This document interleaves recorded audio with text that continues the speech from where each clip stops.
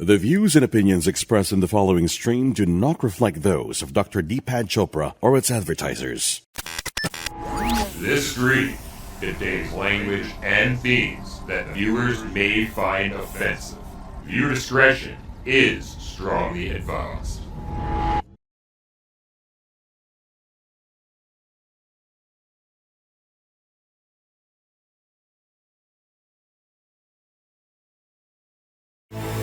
Two guys and one movie.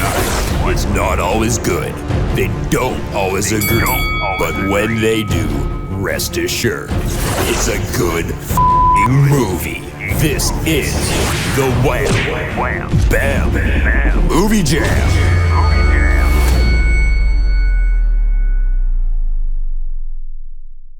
Hi everybody, and welcome to a very special episode of the Wham Bam Movie Jam. I'm here with my co-host. We did not think of a clever nickname for him, so he's simply going to go by the co-host. Yeah. It's just like that.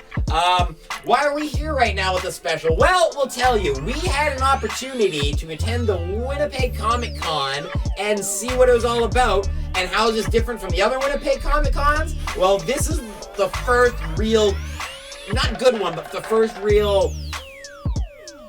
This is the comic convention that's getting back to normal after the pandemic. I was sort of struggling for the words there, but the first real like solid amount of nerds came out. Yeah. Good pack, lots of venues. It felt everyone came out for it. They had the guests, a full guest list. A full guest panel, not just one or two. Yeah, and you're gonna see some on the footage we have. Yeah. But it was a convention that finally got back to the way it used to be. So, yeah. In a nutshell, we used to have a Comic Con. The old, promoters or the people that put it on just called it quits one year. Sorry, Winnipeg, we decided this isn't physically possible for us to record this. That's funny for us to put this on as we're recording. We're not going to do it. So this new company, or not the new company, but a company that does cons for another part of Canada decided, hey, we're going to come in. Just COVID then hit, so they thankfully still went through with it. It was a con, but I mean, like, you didn't have 30 vendors. There weren't 10, 12 celebrities. There's I think, if I remember right, it was Laurie from The Walking Dead. That's actually the only one I remember. And it was a limited convention. It was a limited convention. It was if you wanted to go out, a lot of the vendors didn't show up still because still the social distance. And there's a lot of traveling that people do to come into the conventions. Yeah. You had guests that would cancel as well last minute just because they're sick or other people are sick or just they couldn't go because they had to think about another show they're doing. So this was the first year where we're finally getting back to where people are coming in. The vendors are out. The fans are out. Vendors, lots of celebrities, the co-host was saying, it was the first year. It's all just it all came together to fruition, right? It was It's talking to a few people involved, and we commented on this ourselves. It really felt like it's back. Yeah, this is the convention. It's back. And it was strong. Excitement was in the air. Yep. It was palpable. People were having fun walking People around. Were talking about going again, and it was an enjoyable time. It absolutely, absolutely. We spent 2 days there. We had ourselves the media passes. Yeah, we were fortunate enough to get some media passes to really experience it, so we can go in there. We were able to interview some people at the con. Yeah. Big shout out to Pam in the media department. Hopefully we see you next year. Yeah. We got a really good. It was a neat to experience it in those eyes, because we've always just gone as fans, just running around. Oh, look at all the goods, look at all the people. Money, people. Now we went in. It's okay, let's really take a look now, and let's really talk to people. Let's get into it and actually get in there. Yeah. And I mean, but you'll see a few vendors were willing to not that they were willing, but they really gave us some meat. You could tell which ones they're passionate about what they're working on. Some would just go through the motions, they're doing an interview, but a few of them were just this is what we do, this is who we are. They were enthusiastic about what they do, right? So and let's take a look at it. Let's take a look at it. Let's go to the screen. All right.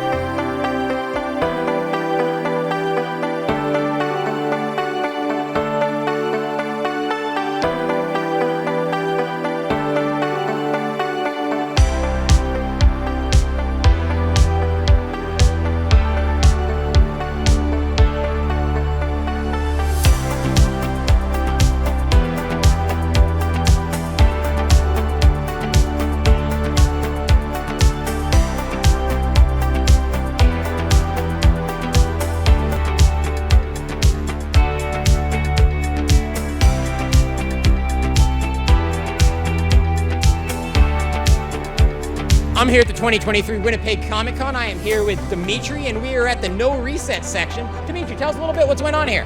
Well, basically, throughout the whole weekend, we have a speedrunning marathon with different video game showcase happening. Some of our activities actually include public participation, so we take members of the audience, we bring them on stage, just like right now. This is what's happening as we speak. Okay. A Link to the Past speedrun workshop. So we teach people how to speedrun A Link to the Past on the Super Nintendo under 5 minutes. Oh, so if you've never played A Link to that, you can learn it, and you'll basically teach them the best pass to take, and like Exactly. Mario, you take the warp whistle to get to the last level, sort of thing. Pretty much. Well, in this case, we teach one single lich that Okay. takes you outside of the map, and that way you can go straight to the ending credits. The classic Zelda glitch. you I go. completely forgot it until you said it. I was like, oh, that is the one. You're like, It's actually called the Exploration Glitch because it allows you to explore the whole map, basically. oh, and you don't have half the effort, right? Exactly, and the goal of the activity is to show people that speedrunning is not just about grinding a world record or being top 10 in the leaderboards in the world.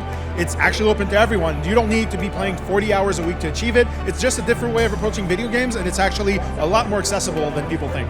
Would you say it makes the classic game, like for new gamers, would it make the sort of classic, like 16-bit, 8-bit games a little more accessible since it gives them some approach to it? Well, I mean, those games are actually timeless classic, and I mean, I have kids myself, and a lot of children pick up those games and they just start playing without the need for any tutorials or YouTube videos or anything of the sort, Yeah. because the game teaches you how to play by letting you play it.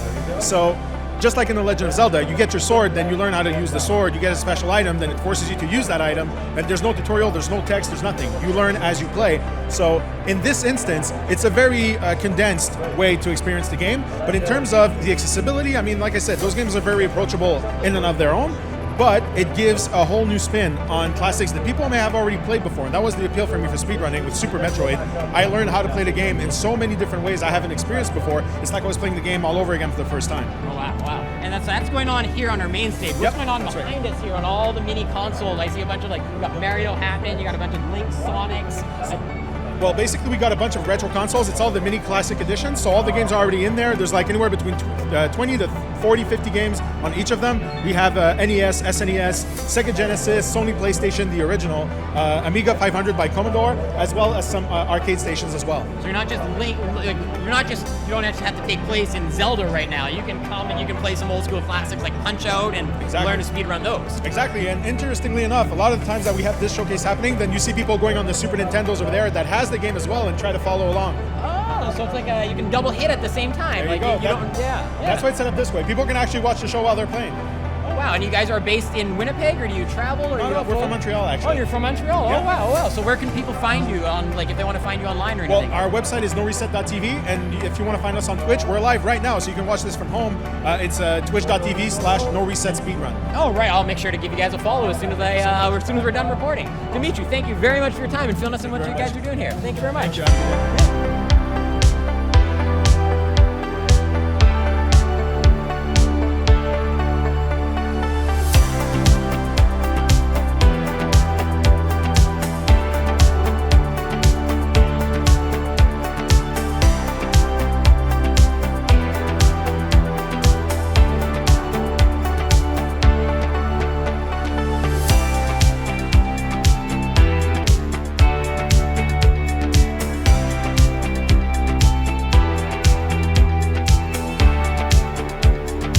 Yeah, the Winnipeg Ghostbusters were founded in 2018.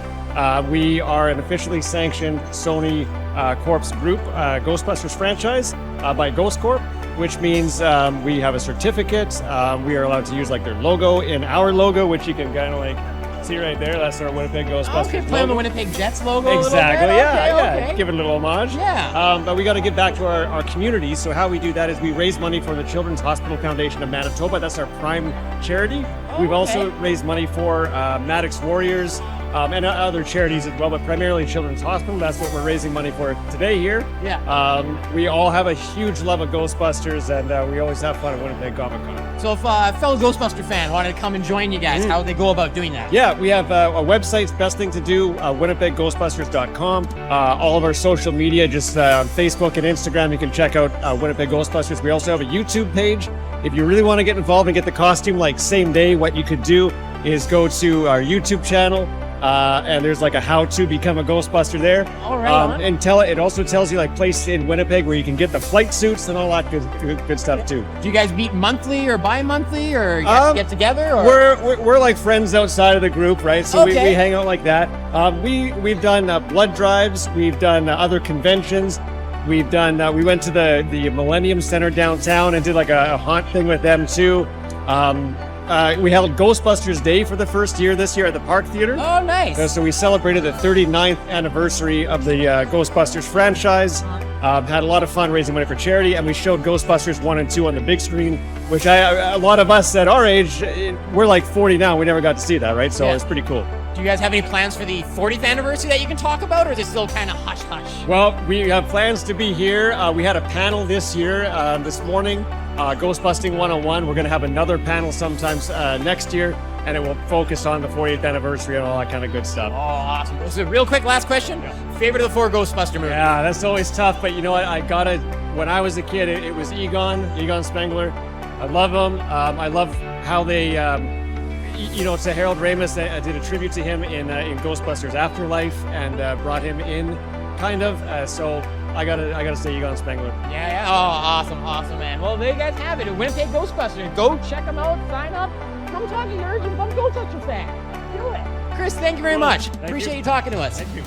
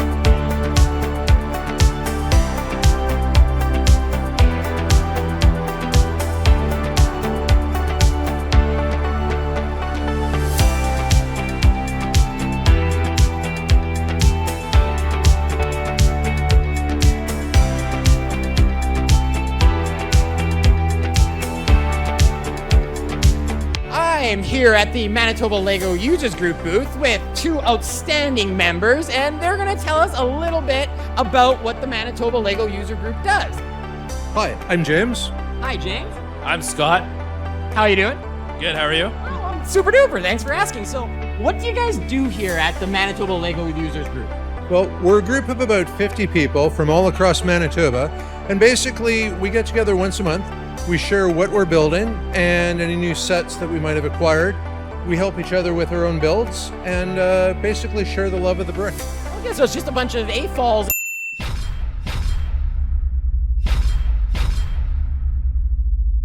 in a room just talking about what they love and showing off what they're currently building. Adult fans of Lego, you nailed it. Oh, right on. So if an AFOL wanted to find you guys, how would we go about tracking you down? Sure, Scott. Yeah, so we got a website.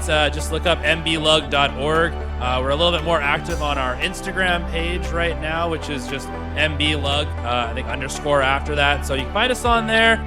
You want to get more involved with us, if you join the group, we do have a pretty active Discord that we use for our members. So you'll find our email as well at those places, and you can find out when the next meeting is. So just come on down, look it up, and there's no like animosity. You're not going to single anybody out. Just bring some bricks, show some bricks off. There's no wrong way to build. So whether you like to build sets, mods, mocks,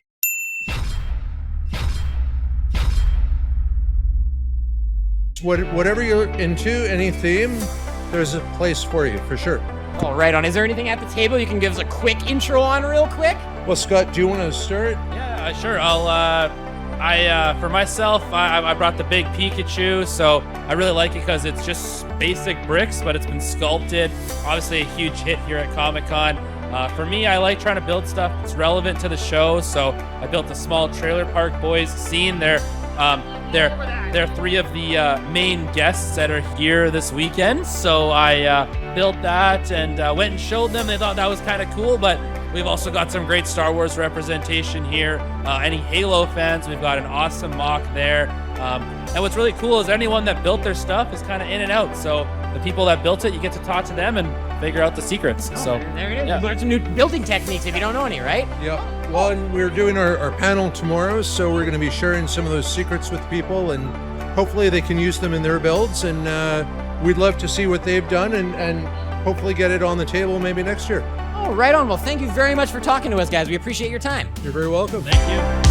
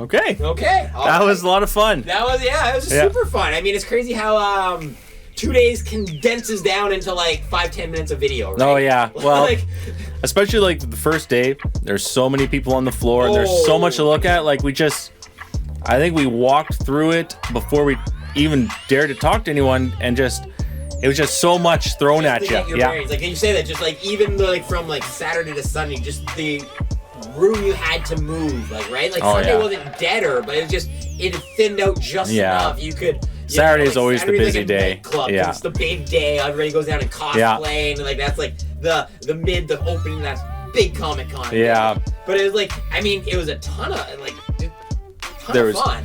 So many vendors there. Yeah. A lot of like original creations. We didn't even have like.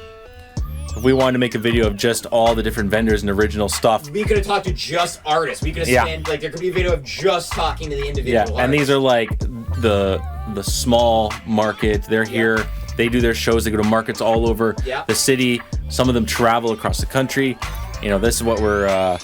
There was just a sea of them this year, and that was really nice. And like when you say that, it wasn't just like comic book vendor, toy vendor, shirts. Yeah. Like it was like we walked through a section that was like movies, art, had some food, like Asian street food that that's right. You could go get, and then you went through a candy section, then you went through one where people were wearing Pornhub t-shirts. Yeah, that's right. Like, it was a wild it was a very mix, like both ends of the spectrum, and and the amount, and on Wally said, like the amount of people that were actually walking around in a Pornhub branded hoodie at the same. Yeah, it was like where are they buying that? And I mean, and I have some like a few risque hoodies that are like, oh, I'll like, you know, but I don't think I could ever put on a Pornhub branded hoodie and go walk around in public. You know, and it's something that guy was selling. Yeah. But it was even beyond that. There was like it made me feel like so many other markets where you had like the natural made lotions and stuff on one end, and then right beside it is like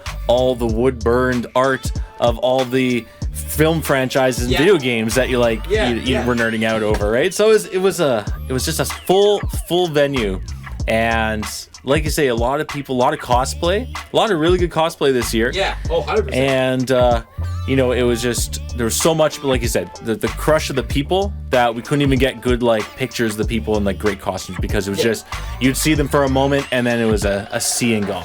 Sea, and like even like the photo wall they had, they'd like calling the people for fun, and just like a sea of people taking pictures. Because I guess I didn't know till afterwards, but they apparently had a no cosplay photography, but you couldn't set up a booth or have something set up on the floor where you're actively taking pictures of people cosplay. Apparently just the convention center won't allow it. So that's why, I guess compared to other where you'd have like the guy with a green screen booth, you know? Yeah. That's why there wasn't as much of that we saw. But like, it also explained why when it happened at the designated photo booth, it was just like a sea of people, like, right? Well, like, and that was a thing too, right? It was the designated area for it, which which, you know, that was the one. It was a good spot because everyone passed by. Yeah. But that was such a main entrance for everyone to go through that when you got the big groups coming, and because it was always themed groups that would meet up at certain points so they can like get pictures with each other. And when the big groups would meet, it'd be like, okay, now it's a throng, and that entire area was just cut off. Yeah, and so it's just packed. You're not getting through there. You got to take the side entrance. you got to go another way. 100%. But that was part of what we were saying. What was like made it feel like it's finally back. It's back in full force. Yeah. And there was a lot of celebrities, and they're all on their panels. One gentleman from Lego there had mentioned the Trailer Park Boys. Yeah. He was there. We had a whole bunch of people from Giancarlo Esposito. Oh, yeah, we had the Mandalorian. Yeah, from Mandalorian. Yeah. We had Pun Palsy, the guy from Kim's Convenience. We had Gus Fring. Who else did we have? We had Michael Rooker, who's been in plenty of stuff. In a ton of stuff. We had Amber, I want to say Mid-Thunder, the girl from the new Predator movie. From Prey. Yeah, from Prey. Yeah. And so there's Ken Raimi, like it was crazy spread out. Like a lot of different people showed up for the panel. Yeah. And we couldn't get any footage of them. That was part of the thing, is that because you pay for pictures to meet and greet and stuff like that. So even though it might have been just a quick shot from across the hallway, we still couldn't stand back there and film everyone that was there. So we couldn't get all those pictures, unfortunately. You do feel kind of dirty about it when you're there too. Like if you tried you wouldn't want to do that, No, you don't want to be that guy, essentially, right? And like they even had a drone flying around at one point. So who's to say that's not security? Like, look at those motherfuckers there! Go get them! Like, you know what I mean? Guy. Like, yeah. And we're walking around with the camera too, so we're immediately targets on our back, right? Yeah. Like 100%. We're being watched extra careful. We had our camera, we had our media badges, right? So we definitely wanted to be careful of that. You know, maybe we would have been able to just take a few guerrilla shots of who was all present, just so we can give you an idea of how, even just not even who was there, but just so you can see how many the scope of the celebrities. Yeah, how many booths were there, and just they spanned everything. Tables. It's like 10 tables side by side. It like it's And so there was a lot of like meet and greet opportunity for a lot of fans, signing, staying and chatting with people. We got to watch where, depending on who it was, especially it was Michael Rooker I saw. He was just spending time, just like really spending time to talk with someone. Where 5-10 minutes just to ham it up with you instead of be like next. Like, so 100%. we didn't get any pictures of them or any interviews with them, but we do have an interview with a special guest. One pretty good interview. It's we were given a few minutes with an incredible guest, you could say. Very incredible guest. Yes. Makes others green with envy. yes. Who are we talking about, you ask? Who are we talking about? Well, let's take a look. Lou, besides yourself, obviously as the number one best superhero, who would you say is your number 2 pick for the greatest superhero? I would say Superman. I grew up with Superman, especially Kryptonite. The way he had Clark Kent as Superman, because I used to watch the original Superman series with George Reeves. Oh, man. I remember coming home after school. I was like, I'm going to school. I couldn't wait for him to come on to see him, because to me, it gave me a chance to escape my imagination. Because back then, you didn't have a Hulk TV series. No. You only had the original Superman series. Yeah. Because when you're a kid, you really think he's real. Yeah. I used to love to hear it go, psh, you can see how he flies away. And every story had a connection. I used to love to watch every episode that I felt like I wanted to be with him. Oh, awesome. And were there any like movies or video games you grew up on that you particularly liked? Mostly comic books. Yeah? I played video games, like for example, Pac-Man, but it's mostly comic books because I was engulfed, so involved with comic books, because to escape my imagination, because I had to overcome diversity.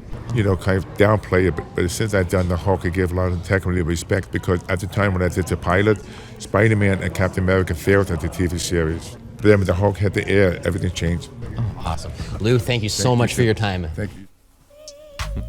Well, that was nice. Yeah, no, it's super fun. It was super decent human. Like he's just a big gentle bear, right? Yeah, super personable. He's just happy to be there.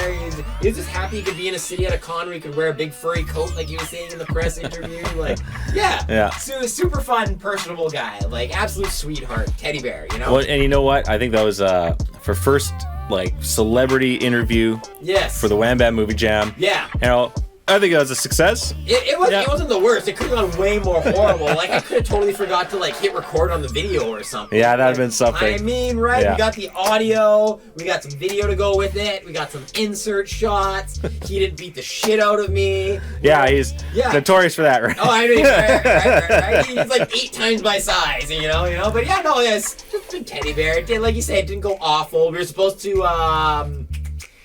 get access to the Trailer Park Boys too, but I guess their flight was late. The weather was not cooperating, unfortunately. Not cooperating. They couldn't did make the press conference. They did make it for the con though, Yeah, and they did. a That's lot the of big important thing. They got to meet and greet all the actual fans. A lot of, and we even it was unfortunately we didn't get this on camera because we were done filming for the day and we are getting ready to leave. Yeah. And just a couple of guys came up and started talking to us. Yeah. And it was right near the Trailer Park Boys booth, and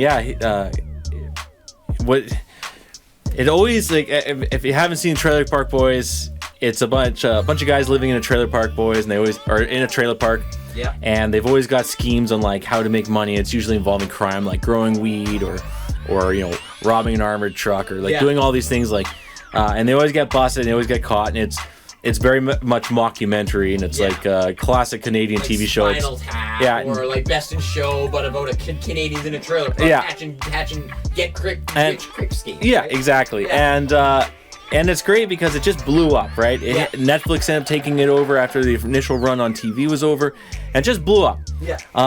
But so many people talk about like how much that show meant to them, and these were a couple of those guys, and yeah, that one guy was just telling us like, just how he's been in like tough places in life, and that show just kept him going, like, and kind of just helped him get through some dark times in his life, and he got the chance to go and thank them for it, and just tell them how much it meant for them, and you hear those stories a lot when it comes to that show, and it's so it's great that they were able to make it out because it meant a lot to a lot of fans, and they had a huge lineup for their meet and greets and pictures. Massive, like I knew they were gonna have a crowd, but I didn't think the crowd would be that dense and that sustained. Like it was the density and how long it was, because a lot of guys they'll like Gaikon Cardlito, like Gus Fring or the Mandalorian, like like you get a big lineup of fans, but then it clears out in 5-10 minutes, or like it's a quick rush. Even like Ray Park, like a bunch of guys with lightsabers, but then it clears out in 5 minutes. Like Trailer Park Boys was packed from the second they took their table to when they got their break. It was constant lineup, and they're like taking time with fans too. It wasn't just like sign your thing and go, sign your thing and go. And they were in character too. Oh so yes, that's a big too. part. Yeah, so it isn't just like Gaikon. I can't say Giancarlo. His name. Yeah, Giancarlo Esposito, like, right? Like, it's not just like him there. It's like you're talking to Ricky from the Trailer Park Boys for 5 minutes, right? Like, it's like they're there. They're in that character that kept you going. So I see how that's like such a big deal to a lot of people. Even like Ted Raimi's beside them, right? But it's still Ted Raimi, the actor. It's not these 3 guys that are sitting there. That's and, like, right. Characters, and Ricky's got like the attitude to him, and Bubbles is looking around, and it would be great if has his like soda. I would have liked if Ted Raimi was some random deadite. Yeah, that'd be good. Yeah, in character or something like actually puts on the costume. That would be solid, 100%. So that was Winnipeg Comic Con. Yeah, it was a great con altogether. I mean, hopefully we can get back in there and do this little thing next year for them. I mean, we'll be there regardless, but hopefully we can go in and talk to more people and get it out there. Yeah, absolutely. So, I mean, thanks for tuning into the special, everybody. I know we were all over the place, but it's our first real special, but you got to see the first special, first set of interviews, first celebrity interviews. It's been a good wham bam for movie jam. A lot of firsts took place here. So, yeah, absolutely. So, Winnipeg Comic Con. Hopefully you'll have us back as media next year. But if not, I mean, we'll be angry. No, I mean, you guys got so much media that approach you, so we get it. But we appreciate being able to do it. It was a lot of fun. Thank you for having us out and giving us the opportunity either way. So we appreciate you. So, and we'll be back again with some movie reviews. Actual movie reviews. We've got a whiteboard behind us with all the stuff we haven't touched, and I know there's been big hiatus, but I mean, we got to talk to you about Mario, The Flash, Spider-Man, the new Godzilla, I mean, the Avatar sequel, the Indiana Jones 4 or 5. Like, there's been a lot of stuff that has happened, and I mean, there's a lot to unpack there. So Yeah. I mean, realistically, what can we tell you off the top? Well, There's we're gonna lots get of to it. work. We're gonna get to work. get it going because to unpack it all, it still takes a while. So 2024 is gonna be a year of review. There'll be more Wham Bam movie jams and more Dr. D-Pad Chopper, and hopefully this channel gets more not more traction, but more what's the word I'm looking for? Consistency. Yeah, consistency. Because I mean, we'll release a couple months. I'll do a stream, then we'll go quiet for a while. Sorry, subscribers. And yeah. So I mean, hopefully it's more consistent. Hopefully the streaming in general is more consistent. But me and my co-host hope we're bringing more to this. Because I mean, as much as I like streaming video games to you guys and putting it on YouTube, this is more fun. It's something different. Like it's there's just talking segments. We like to think we're doing something a little bit different on the. A little bit different. Yeah, a little bit different. I mean, we're just having fun, and we hope you're having fun too. Yeah, and I mean, we'll open up the chat room one of these days and really engage with you guys. But it might be sensory overload right now because we're still getting used to multiple cameras, multiple microphones. Yeah.